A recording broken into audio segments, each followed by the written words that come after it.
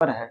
इसका मतलब अब हम इसको आगे कॉमन ले सकते हैं। तो याद रखें, जब भी द्विघात समीकरण को गुणनखंड विधि से हम हल करते हैं तो उसमें याद रहे कि जैसे ही पहला खंड हो जाए उस पहले खंड में हमेशा चेक कर लीजिए मध्य पदों का गुणनफल बाह्य पदों के गुणनफल के बराबर है।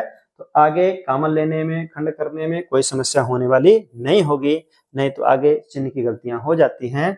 याद रखिए, मध्य पदों का गुणनफल बाह्य पदों के गुणनफल के बराबर हो। देखिए बाहर का गुणा होगा तो आएगा 4x² प्लस में रहेगा, अंदर का भी गुणा करेंगे तो माइनस माइनस का प्लस, और 4 कम 4 घातें जुड़ जाएंगे। देखिए प्लस 4x प्लस 4x²। तो इस तरह हम द्विघात समीकरण को चेक कर सकते हैं। अब इसके आगे की प्रक्रिया हम कॉमन लेके शुरू करते हैं।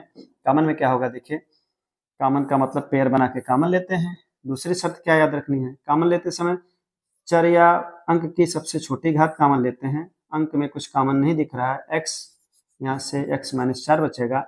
अब दूसरे बॉक्स में भी माइनस ही आए, उसके लिए शर्त क्या है, यदि यहाँ पर माइनस है यहाँ भी माइनस लाना है, यहाँ प्लस है तो यहाँ भी प्लस लाना है। अब क्या करना है, देखिए अगर यहाँ माइनस है यहाँ भी माइनस लाना है या इसका चिन्ह बदलना है तो हमेशा याद रखिए कि हम यहाँ पर माइनस कॉमन लेंगे। क्यों माइनस कॉमन लिए, क्योंकि यह चिन्ह बदलना था। अगर ये चिन्ह नहीं बदलना होता तो हम प्लस कॉमन लेते हैं, ये दूसरी शर्त है।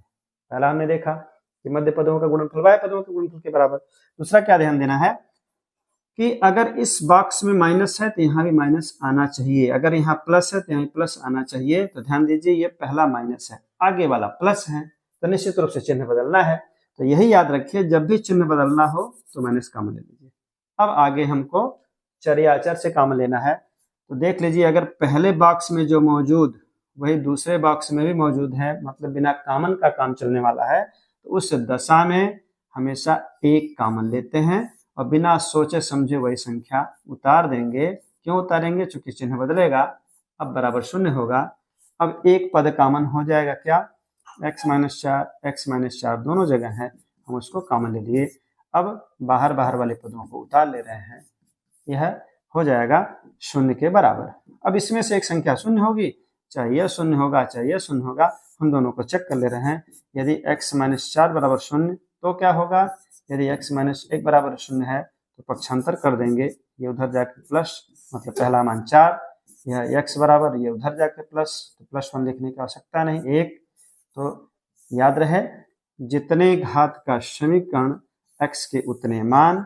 यहाँ x की 2 घात थी तो x के 2 मान आए, अगर 3 घात रहती तो 3 मान आता। इस प्रकार द्विघात समीकरण को हम आराम से हल कर सकते हैं।